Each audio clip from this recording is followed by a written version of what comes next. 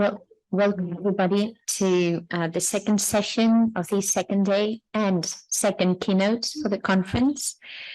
It is our greatest honor to introduce you to Professor Jim Davis, even if I think that, again, he does not need an introduction or presentation to the audience.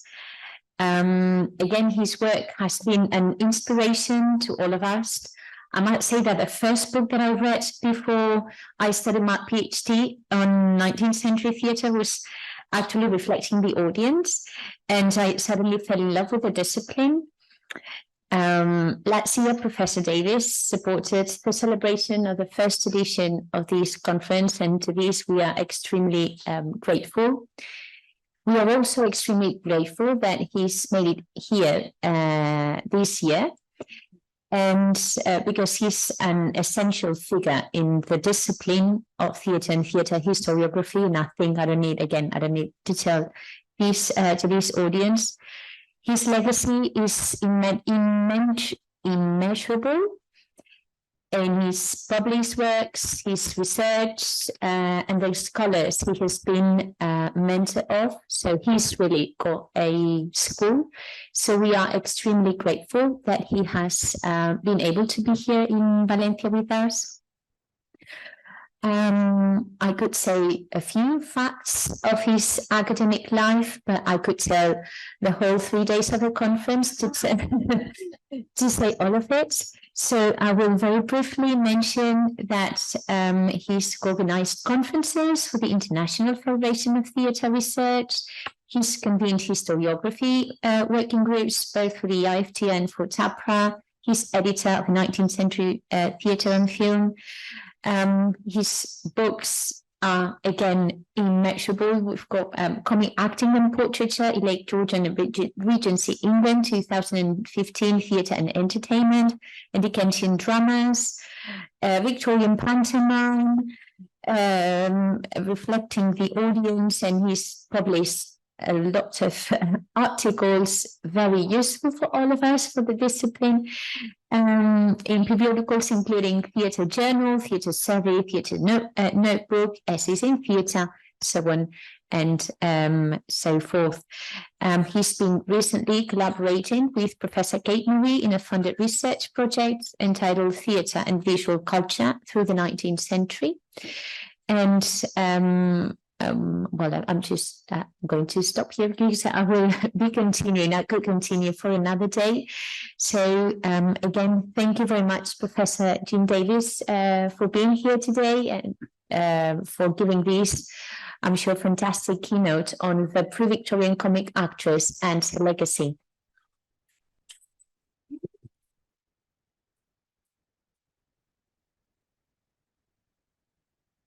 I'd like to begin by thanking Lara for inviting me to the conference and for the hospitality. And I also need to start with a couple of confessions.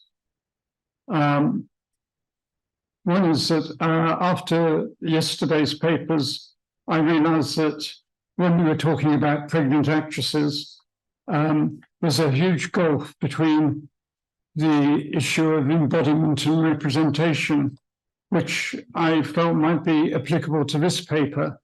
And if I'd had the time last night, I would have rewritten it. I also found the paper on Ira Aldridge was relevant to some issues that will come up in this paper around truth to nature and realism and so forth. And so I found those papers very stimulating, and in a sense, I think some of the issues that were coming up will emerge out of this paper as well. I also have to make another confession. It's a sort of trigger warning that I'm quoting critics whose comments about actresses are often quite offensive and sometimes quite misogynistic.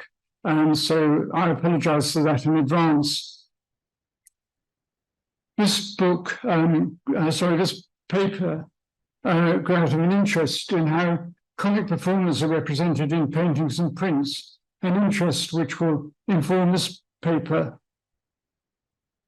My particular target is actresses who specialised in low comedy, but I'm going to be very modest and show you a copy of my book that I left a lot of comic actresses out of, and had a lot of discussion as to whether I should have left them out or kept them in, and so forth. My particular target in this paper is actresses who specialised in low comedy. I will go in search of a low comic actress in pre-Victorian times and examine how the legacy of these actresses emerged during the Victorian period, and so back to the late 18th century. From the 1770s, writes Shearer West in an essay entitled Body Connoisseurship, there were more frequent vilifications of both actors and actresses who did not stick to parts for which they were physically designed. The relationship between the physical body of the actor, especially as it reflected age and gender, says West, was scrutinized more closely for breaches of theatrical decorum as the 18th century drew to its close. Or as West puts it in an essay on Siddons, Celebrity and Regality, actresses were frequently maligned for being too elderly or corpulent to perform the ubiquitous role of ingenuous young beauty. Both West and more recently Helen Macpherson have referenced Sarah Siddons's largely successful attempts to control her public image and pictorial representation of her as she aged, notwithstanding less flattering satires and caricatures, and increased in size. Although, says Macpherson, Siddons's ballooning body should have been a liability, her celebrity, if anything, increased with her girth. This was not always the case for comic actresses. Shearer West argues that it was partly due to a prejudice surrounding an eventual incompatibility between body and role, for both Dorothy Jordan and Frances Abington were frequently depicted in art when they were young, slender, and lithe. But as Abington aged and Jordan's weight ballooned after bearing 10 children for the Duke of Clarence, portraits of these actresses ceased appearing in public exhibitions and print shops. Leigh Hunt wrote of Dorothy Jordan that to be very fat and to look 40 years old is certainly not the happiest combination for a girlish appearance. While Jill Perry suggests that the disgust the critic and playwright James Bowden felt when he witnessed Frances Abington play the male role of Scrub in Falkner's The Bow Stratagem for her benefit was due to the fact that Abington had put on weight in middle age, which tended to make her look, says Perry, less appealing, less feminine, and therefore more coarse and masculine in roles which involve cross-dressing. The physical presence of Abington on stage, aged around 50, presented her audience, says Perry, with some contradictions. The body of the actress no longer seemed to fit her disguise. James Bowden also had very strong views about the possibilities open to a comic actress. He considered that women found it more difficult to shine in comedy than men, especially when it came to low comedy. While the male low comedian could rely, says Bowden, on a ludicrous cast of feature and resort to fairground buffoonery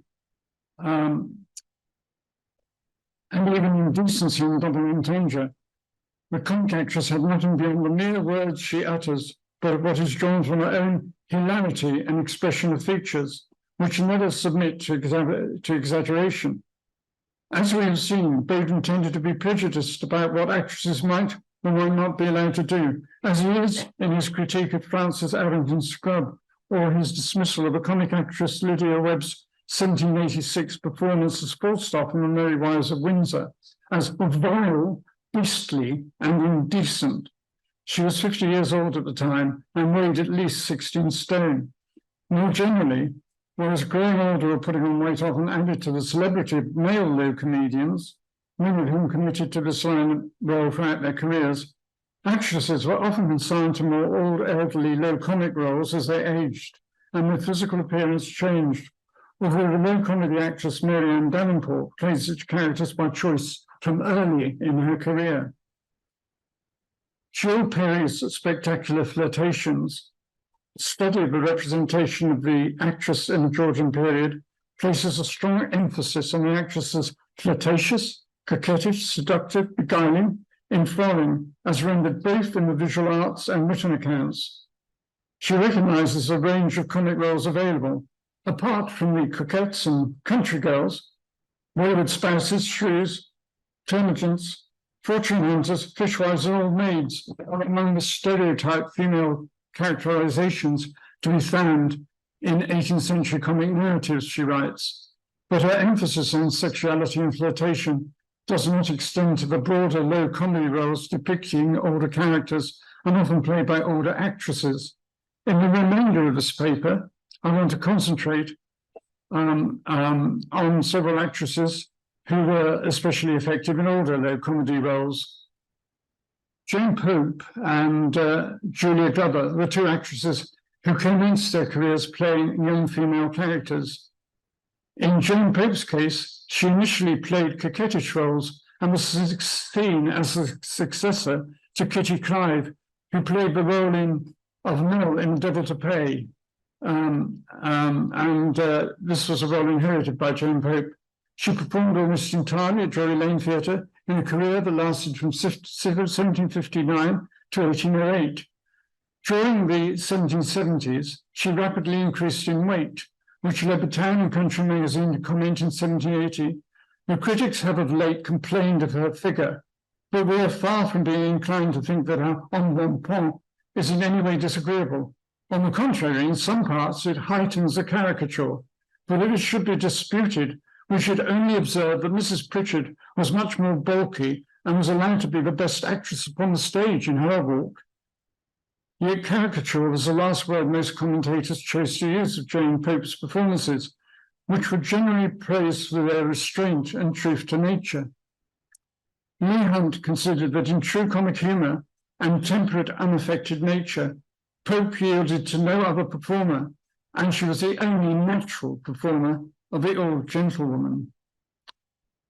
She created the role of Mrs. Candour in The School for Scandal in 1777, in which, said Leigh Hunt, her affected sentiments are so inimitably hidden by the natural turns of her voice that it is no wonder her scandal carries perfect conviction to everyone around her. 2 years later, she created the role of the burlesque tragedy queen Tilburina in Sheridan's The Critic, and subsequently played Mrs. Malaprop in The Duenna in Sheridan Revivals. In 1802, by royal command, she played the role of Mrs. Heidelberg in The Clandestine Marriage for the first time at Drury Lane, having played the secondary role of Miss Sterling in the play's original performance in 1767. Ellen McGill describes Mrs. Heidelberg, the widow of a High Dutch merchant, as someone who affects continental manners and tastes, but does so badly. Her mispronunciations of English and French language, artificiality and coarseness render her a buffoon, an extreme version of a low comedy widow. Pope felt the role was outside her range, but her representation was considered very successful. According to the New Monthly magazine, this may have been due to her expression of pertness, which she considered one of her particular merits, whether in the low pertness in Mrs. Heidelberg or the ladylike pertness in Mrs. Candour. More generally, 1 year before her retirement, the European magazine characterized her acting as a superstructure of truth founded upon the basis of nature. The New Monthly magazine considered that she retained her skills throughout her life, even when she graduated to the older roles in the repertoire, commenting that at 60, she was as natural as she was described to have been at 16. She attentively looked at life and was always solicitous to give a faithful representation of character. Julia Glover's career follows a similar trajectory, although she commenced employment as a child performer at an early age and suffered exploitation and abuse at the hands of both her father and husband. She performed at several provincial theatres in the late 18th century and eventually in London, where she played such roles as Portia, Letitia Hardy in The Pearl Stratagem, and Lydia Languish in The Rivals. She retired on the stage in 1850, also the year of her death, her last role being that of Mrs. Malaprop, for her benefit at Drury Lane. By the 1820s, she was playing more mature roles in farces and comedies, including the jealous Mrs. Simpson in John Paul's 1823 Drury Lane comedy Simpson and Co., and the treacherous housekeeper Mrs. Suttle in Paul Pry. In the 1830s, she played a whole series of middle-aged wives and mothers at the Olympic Theatre. In 1837, Webster's acting national drama described Julia Glover as of middle stature, fat, fair, and scarcely looking more than 40. When young, why do ever women grow old, it added. She made many men's heart beat for the possession of hers, and her dark lashed blue eyes even now are what many a sweet girl would improve her looks by possessing. As early as 1813, the artist R.C. Leslie had described her as a commanding figure, though monstrously fat, after seeing her play the role of Hardra in Coleridge's Remorse. George Sane, architect and playwright, is quoted in the Oxbury memoir of Julia Glover, published in 1826, as commenting, "There's always something heavy in her acting, a defect which may probably be traced to the corpulence of her person and the want of expression in her face," which he also emphasized how unfitted she now was for the type of role she played earlier in her career. The Oxbury memoir also noted that she had recently played the nurse in Romeo and Juliet and Mrs. Hardcastle in She Stoops to Conquer, and that she shortly intended to specialize in old woman roles, though it urged her to wait until Mary Ann Davenport had retired before she moved into this line. The memoir also states that she was considerably above the middle size, and that 25 years since she was one of the most lovely creatures we ever beheld, and now she was what is generally termed a remarkably fine woman. In the 40s and 50s, she occasionally played male roles for her benefits. In June 1822, she played Hamlet at the Lyceum Theatre, and in 1833, she played Falstaff in The Merry Wives of Windsor for her benefit at the Haymarket Theatre, her figure having expanded into rotundity, according to one critic. The New Monthly magazine was highly critical. Among the numerous novelties which characterized the season was Mrs. Glover's attempting the part of Sir John Falstaff. Had a less clever actress than this lady volunteered such an undertaking, it would have generated a feeling of contempt, not altogether unmixed with disgust in the minds of the audience, compelled to endure the perpetration. But one who, in the pursuit of a profession, she has so contributed essentially to adorn, should so far forget the respect due to herself and the public as to assert character she could not fill if she would, and ought not if she could. We can only pity the individual and lament the circumstances, if any such may be, that rendered the attempt apparently necessary to secure an attendance. In fact, she drew a crowded house, which merely led the journal to comment that they had the amount of the receipts had more than counterbalanced the odium she incurred from all correct-thinking people. In 1834, she played Paul Pry, which led the Theatrical Observer to regret a woman of her talent should have found it necessary to do something so outrageous and create such a disgusting exhibition. Even though nearly 50 years have passed since Francis Ebbington played Scrub in the performance excoriated by James Bowden, the language and attitudes deployed to castigate all the actresses assailing cross-dressed roles remain much the same. Why did so many male commentators use the word disgust or disgusting to express their opinion? Is this a sort of aesthetic disgust that Shearer West ascribes to Lessing's influence on the inappropriateness of representing old age in art? Is it a transgression of decorum in terms of acceptable notions of gender representation, a demand even of femininity? Certainly, the potentially erotic or sexual frisson associated with British roles is neither the implicit or explicit intention behind Julia Glover's Hamlet, Falstaff, and Paul Pry. And yet these performances all drew good houses, despite the negative critical commentary and the actress's shape and age. Apart from Jane Pope and Julia Glover, one other actress I should mention here, insofar as her graduation from younger roles to older low comedy roles paralleled their career progression, was Isabella Maddox, who largely performed at Covent Garden from 1762 until her retirement in 1808. In this painting, oil painting, she's depicted by Gainsborough Dupont as Catherine in David Garrett's Catherine and Petruchio. Jules Perry provides an eloquent commentary on the painting and what it captures through its depiction of the actress. Catherine's dashing costume and engaging pose both suggest the lively, provocative demeanour of Garrick's shrew. Her facial expression, with almost smiling lips and eyes directed out at an imaginary spectator, combined with her expressive gesturing fingers, invites the reviewer to collude with her pranks or at least listen to her tale. In painted representation, she appears at one and the same time, flirtatious, mischievous, and knowing.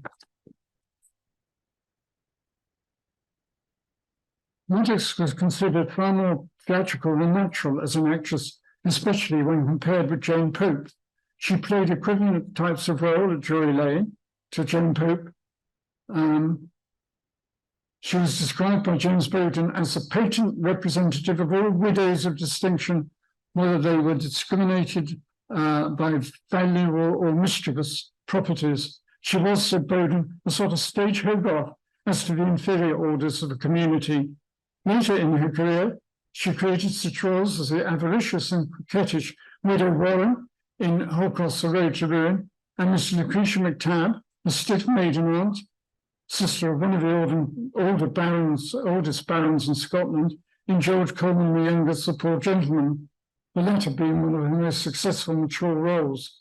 At her farewell performance, she played the youthful role of Lucy, the maidservant in The Wonder, which, said Bowden, she acted with all her original sprightliness, though she had been an actress close upon 60 years. While such actresses as Jane Pope, Julia Glover, and Isabella Maddox effectively transitioned into older roles as their careers developed, Mary Ann Davenport specialised in elderly characters from the age of 29, when in 1794 she made her Covent Garden debut as Mrs. Hardcastle in She Suits the Conquer. She inherited many roles from Lydia Webb, whose enormous bulk had been the butt of many jokes in parts written for her by contemporary farceurs, such as John O'Keefe, jokes that were less physically applicable to Davenport when she first took over the roles. Among the most celebrated roles were the Nursing Romeo and Juliet, Alice and the Castle Spectre, and Lucretia McTabb. Well, according to Oxford's biography, in the vulgar loquacity of the would-be youthful Mrs. Hardcastle, the antiquated virgin Miss Durable in Raising the Wind, the imbecility of Fourth School in the School of Reform, the sturdy brutality of Mrs. Bull Broderick in John Bull, the warm-hearted cottager in Lover's Vows, the attempted elegance of Mrs. Dallas in The Heir at Law, the fiery humour done critically, and the obtuse intellect of Deborah in Love in a Village, she overcame all rivalry.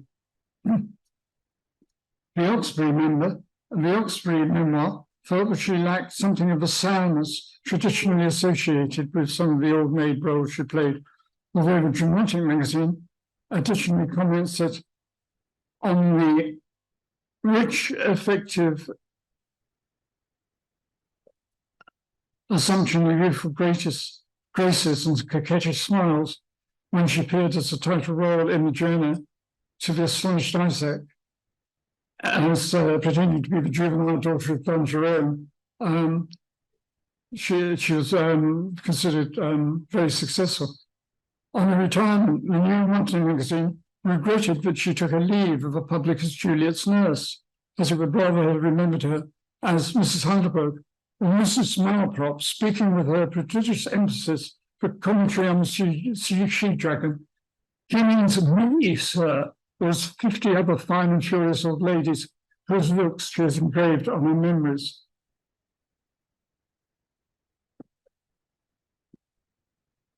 Unlike many of the other actresses discussed in this paper, Mary Ann Davenport's older roles are frequently rendered in prints and portraits.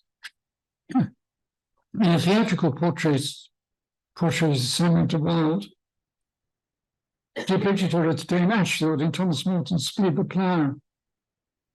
An engraving of Miriam Davenport, probably by Robert Cruikshank, and the picture to your right,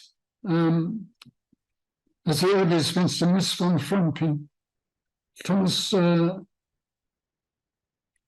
Morton's, sorry, it's this picture, and as in Thomas Morton's Speed, Thomas Morton's Slave, appeared as a frontispiece of the first edition of the British stage in 1817, together with the caption, "He shall never see my ultimatum," and a short memoir referring to her large features, strong voice, and rotundity of form. Samuel de Wilde also completed a watercolour sketch of her in this role. George Daniel, editor of the Cumberland series of plays, praised her Miss Bonfram, in which he says she was prim, starchy, and rotund. In the play, she is wooed by Sam Sharpset, a Yorkshireman played by John Emery, who has been encouraged in this by her nephew, the Cockney Fogron, played by John Whiston, who has designs on her fortune and accidentally let slip this is his intention. Daniel praised her rage at Fogron's incivility and her manner of turning her back on Fogron when she pronounces on certain conditions to exhibit her ultimatum, a joke which Liston took in its broadest sense and brought down a round of applause. Engravings of Mary Ann Davenport in two of her most famous Shakespearean roles also survive. She's depicted as Mistress Quickly for the Oxbury memoir in the mid-1820s and as Juliet's nurse in a dramatic magazine in 1830. Now, another actress, Maria Gibbs, played some of the same roles as Mary Ann Davenport, but physically she was much more suited to serious roles, as well as to the comic maidservant she often played. She commenced her career at the Haymarket Theatre in 1783, and then played at the Royalty in Wellclose Square from 1787 for her godfather, John Palmer. From the early 1790s, she played at the Haymarket Theatre, Covent Garden, and Drury Lane theatres. Nothing was known of her first husband, but at some point she entered into a relationship with George Coleman the Younger, whom she may or may not have married. The British stage wrote, "Her general character is purely and decidedly that of a comic actress, adding that no individual on the stage enjoys so abundantly that apparently constitutional hilarity, that unrestrained flow of animal spirits, so essential to impart a full effect to the part she is accustomed to fill. Her good humour sits so naturally upon her, she laughs in all at once, and is so supportive and joyous, with such hearty goodwill, that it is impossible to believe that her natural disposition does not accord with her assumed one, and that she is not as amusing and merry in private as in public life." She excelled particularly in the pert and loquacious charming chambermaid, the intriguing lady of fashion, gossips and scandalous chroniclers, country girls and romps. She was particularly noted for her performance as close-lip and agreeable surprise, for Mrs. Manley in Teasing Made Easy, and Mrs. Candour, as well as in more sentimental roles such as Mary and John Bull, both in Point of Honour, and Selina in A Tale of Mystery. As to Verena, she demonstrated relish for the spirit of burlesque. Hazlitt praised her cowslip and suggested that John Fawcett and Shear's long-going cowslip seemed direct descendants of Shakespeare's Touchstone and Audrey. For Hazlitt, her Audrey was the very thing itself, although Neil considered it an imitation of Jane Pope's performance of a character. And also felt her nursing Romeo and Juliet unequal to Mary Ann Davenport's, for it wanted the habitual look of age. Her occasional hobble seemed to be volunteered, and she overdid the romantic scene. Sitcom cramps are affecting, but they may be repeated too often. However, William Wilson, eulogizing Mary and John Bull, wrote, "She was one of the most interesting and beautiful women on the stage, where many were eminently beautiful, and the naive simplicity, pathos, and tenderness with which she filled the character were fully in keeping with the great talent that surrounded her Mrs. Gibbs was, from first to last, a lovable woman. You could not help liking her.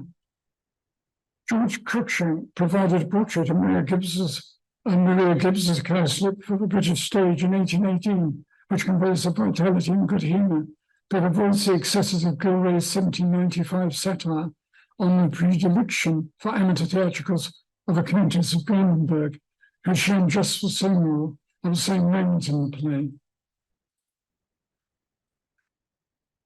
Another actress, Sarah Liston, on the other hand, commenced a London career with engagements at Drury Lane and the Haymarket in 1801, before moving in 1805 to Covent Garden, where she met John Liston and married him in 1807. And she's here represented in full burlesque mode as Queen Vallalola in Tom Thumb by George Cruikshank in the British stage. Although some prints show a younger and slimmer version, Cruikshank's caricature implies the full burlesque force of her performance, accentuated on stage by her diminutive height. Mary Clayton Clark refers to Sarah Liston being described by the well-known phrase of looking like a fillet of veal upon casters, suggesting an image both burlesque and grotesque. The British stage acknowledged that in burlesque, her rotund and diminutive form produces an irresistibly ludicrous effect, particularly recalling the ludicrous contrast between herself and a much taller Charles Matthews when they played Distafina and Artax Ominous in Bombastis Furiosa at the Haymarket in 1810. She was a very effective Tobrina in The Critic, but the British stage was less enthusiastic about her chambermaids and country girls, summing up her skills as a performer as useful mediocrity. So I'm now going to move on to Victorian times. Low comedy was a term only occasionally applied to actresses in the Victorian period. It's used consistently of male performers, but low comedy actresses' generic roles are more likely to be described under the headings of comedienne, soubrette, or chambermaid. Walter Goodman, in his book on the Keeleys, designates Marianne Keeley as a low comic actress on account of her performance as Catherine Kipper in Trace Taylor Coinsworth's Power to Fascination or Catching a Governor.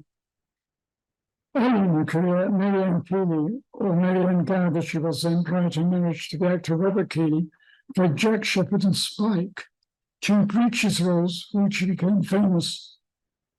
A scene with the Carpenter's plane was very successful in Jack Sheppard.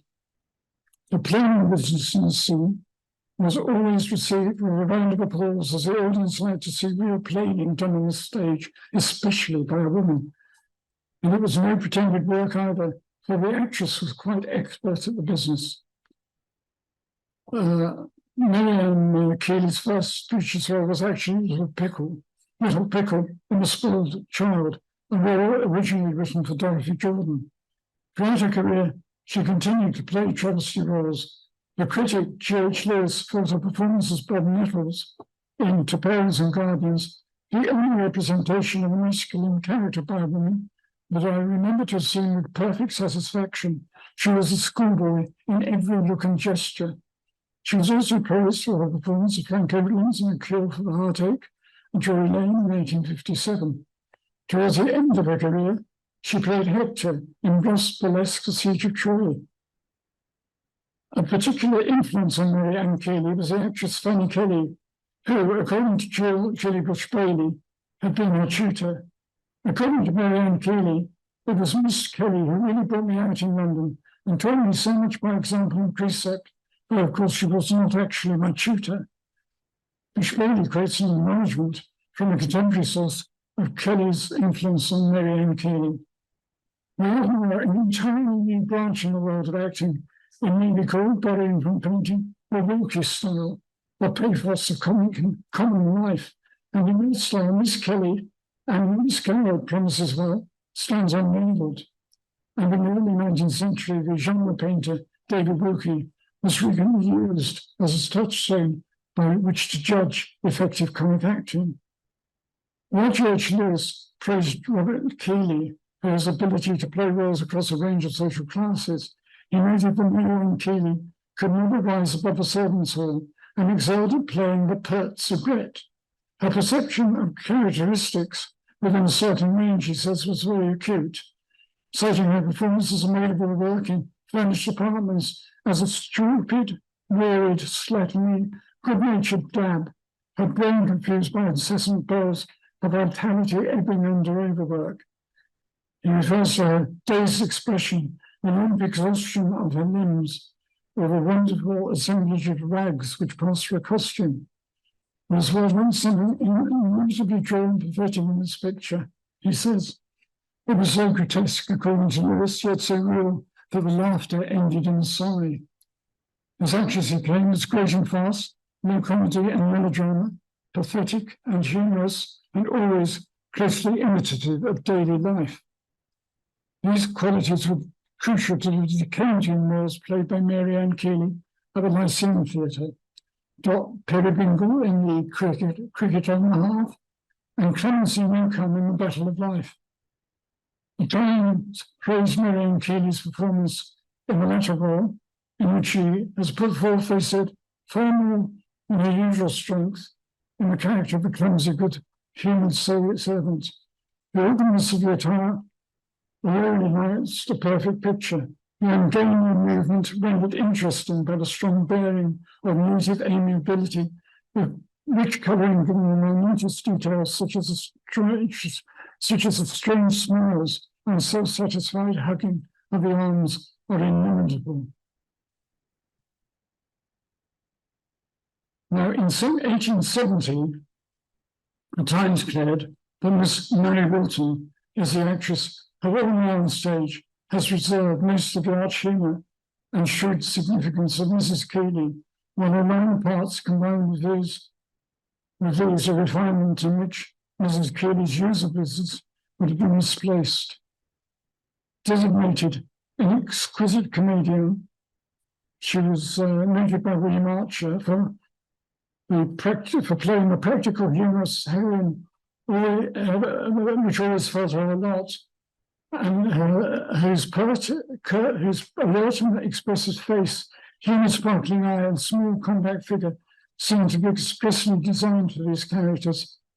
She possessed, too, the faculty of approaching the borderline of vulgarity without overstepping it, an essential gift for the actress who has to deal with Robertsonian pertness.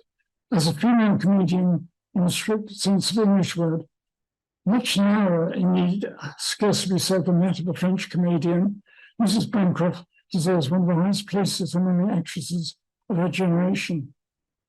She was highly praised in the world of Polly Eccles and Robertson's cast. So saucy, so piquant, such a blending of laughter and tears, so thoroughly human. This was described by Josie Wright as a piece of acting unsurpassed in English comedy. Nothing could be more thorough and delightfully fresh and natural than her acting in it.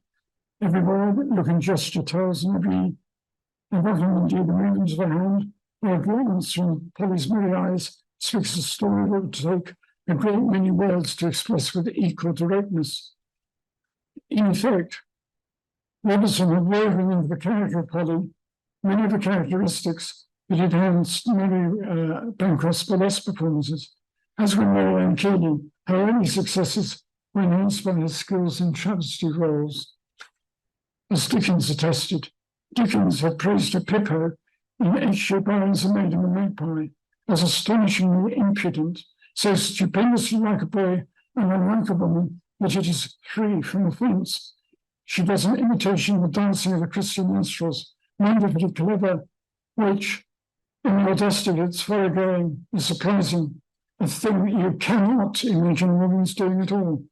And yet the manner, the appearance, the levity, impulse and spirit of it are so surprisingly likable that you cannot think of anything like her sex in association with it. Thus, the appeal of Mary Bancroft's male impersonation made for Dickens, in its absence of gender ambiguity, so the character's impudence, precocity, and high spirits were quite acceptable to him. Yet, however ineffectively she impersonated male characters, the underlying fact that she was a girl in male attire remained, wrote and complained to her mother about her continued success in boy roles. It's all very well to be told that I'm so natural and real in a boy's dress, but so please, I'm not being a boy. A sense of her reluctance of being cast as burlesque boys emerges strongly from her autobiography. Henry James praised Mary Bancroft as a broad comedy actress, but felt her excursions into more serious roles less felicitous. Percy Fitzgerald praised her for putting an air of life, vivacity, and reality into everything she acts, but complained that all the existing young ladies of the stage who had any credit or ability might love coquette or play the ingenue by following the Wilton tradition. Moreover, in Fitzgerald's view, every young heroine in every new comedy seemed to be based by dramatists on the sort of female characters that Mary Wilton played. In conclusion, the actresses on whom I focused in this paper had several things in common, apart from in many cases being short and stout, so I should add that a lack of height was a useful attribute for playing the boy roles of burlesque. In energizing comic actress Dorothy Jordan, Leland paid particular attention to her vivacity and high spirits, as well as her truth to nature and ability to combine comedy with pathos, qualities which were shared by many of the performers I have mentioned. Their roles were largely written by male dramatists, and their performances are critiqued, with the notable exception of Catherine Oxbury in the early 1800s by male commentators. It could be argued that many of the roles the actresses played in pre-Victorian times, they held up older women to ridicule, accentuating the ludicrous caricatures often created by the dramatists in whose plays they acted. The lampooning of older women in the late Victorian theatre re-emerges, of course, in pantomime and Gilbert and Sullivan operas. Both Marion Cayley and Mary Wilton played similar types of role and were successful as theatre managers. They did not metamorphose into low comedy actresses later in their careers, but played low comedy throughout their lives. Indeed, rather than seek a genealogical approach to the development of the low comic actress of a period I've covered, I have been inclined to cross over to other genres, such as musical and pantomime, to trace the evolution of low comic performance at the end of the 19th century. And I want to close there by going back to the earlier point I was making about representation and embodiment and the sort of issues that brings up, as it does with all of these actresses, I think. So thank you.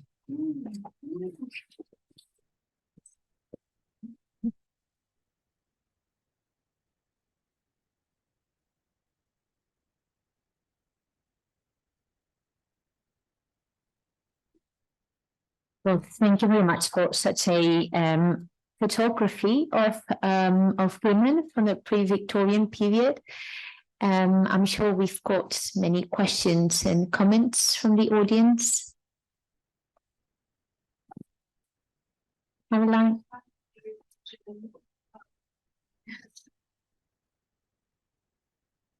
Thank you very much, Jim. That's a really lovely follow-up from your book, which I also loved about the visual images of comic actors. I was interested in the slippage between the depictions of cowslip. I wondered if you could go back to that slide, but one of them looks like a huge Christmas pudding, and the other one is just looks fairly slim and youthful. And so I wondered if is it the illustrators who are exaggerating that expectation for women of a certain age to be a certain size, or because that's the same character, isn't it? I think we have to take into account, in terms of that sort of slippage, the circumstances in which the print has been created. There was quite a sort of outcry against some of the amateur performances and performers of the late 18th century, and Gerway, who always likes to put the boot in, is here depicting an upper-class woman, some of them suitably perhaps, taking on the role of cowslip in the agreeable surprise, whereas, of course, Cruikshank's portrait there is a commissioned portrait for a journal, and given that Mrs. Gibbs was a very popular actress and was known for her looks, it's not surprising that he's attempted to capture that. So I think that slippage is to some extent determined by context as well. Although, on the other hand, this is quite deliberate.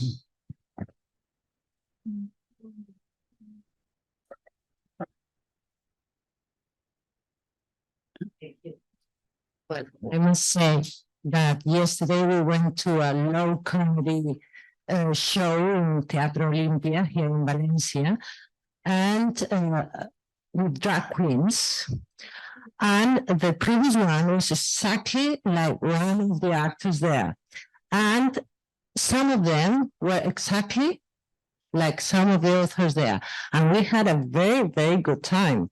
It was not high quality, but my sister commented, okay, we're here today, tomorrow, we'll be much more cultural. But it's true that we had a very good time because it was musical and they were drag queens, and many of them remind me of what we saw yesterday here. And it was a success, all Valencia people like that, crazy. It was very, very good. So I think that sort of brings me back to the issue of how women are represented on stage. And I was struck yesterday when we were talking about the pregnant actresses, of the notion of, say, a fat old Hamlet and a pregnant Ophelia on stage, where the bodies don't quite align with what's being represented. But when one's watching a performance, one's very aware of the representation, and actors, although there's a sort of underlying current of criticism which desires greater realism and greater naturalism, on the whole, one has to draw a line between what an actor represents and what an actor looks like. And so it's not necessarily, I mean, it might be comic, the appearance is comic, but it's not necessarily grotesque. Or we shouldn't see it as grotesque.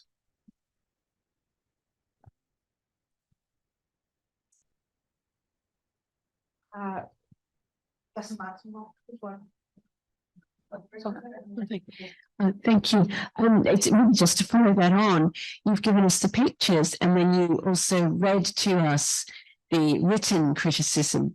And I was really struck by the way the written criticism also moves between comments on the craft, the performance, but also comments on the person and her character.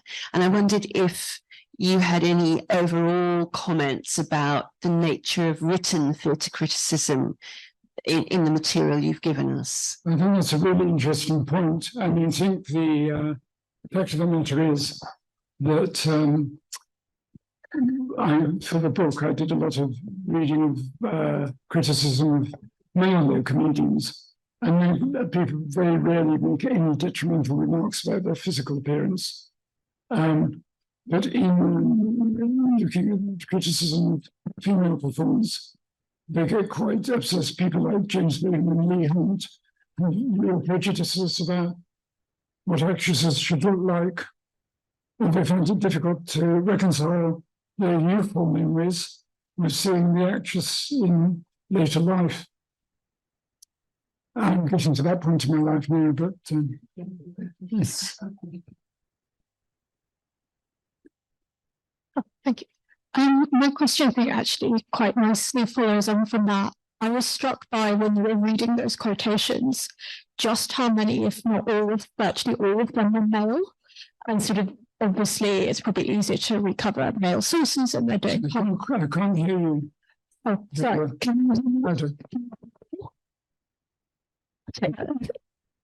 Sorry, is that a yes? You can hear me. Yeah, I can hear you. Okay.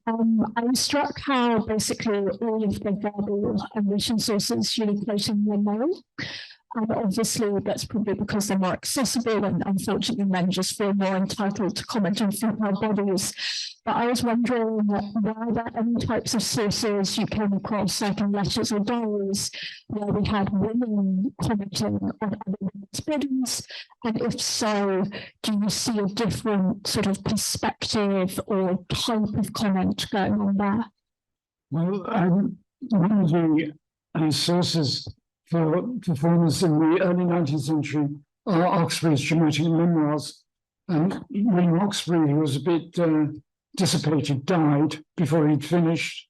And his widow, Catherine Oxbury, was responsible for some of the later memoirs. And she takes, sometimes quotes quite uncritically and uses them. So that I'm not aware, I mean, of most critical comments by women are more likely to be in diaries or memoirs. You have Jane Austen writing something like, I saw so-and-so at the theatre, cause some amusement, and that's as much as you get. But I'm not aware of being a very wide range of criticism in this earlier period across gender. I think Tracy Davis has done work on a female critic writing in the 19th century. And of course, the journal Judy had a female critic commenting on Western productions. But in this earlier period, it's very much a male-controlled domain, writing theatre criticism.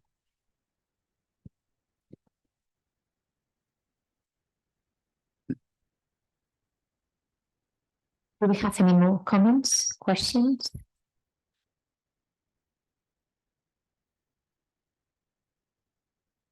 I was wondering, to what extent did these women selected their own costumes and postures for the illustrations of the roles, even the roles themselves? Did they have a voice? I was also yes, they would have brought their they would have been responsible for their own costumes. I've got an earlier print of Sarah Listrom when she's very slim playing this role, and she's wearing a very similar costume and in a very similar posture. So it sounds like she probably had to keep getting new costumes as time went on. Thank you.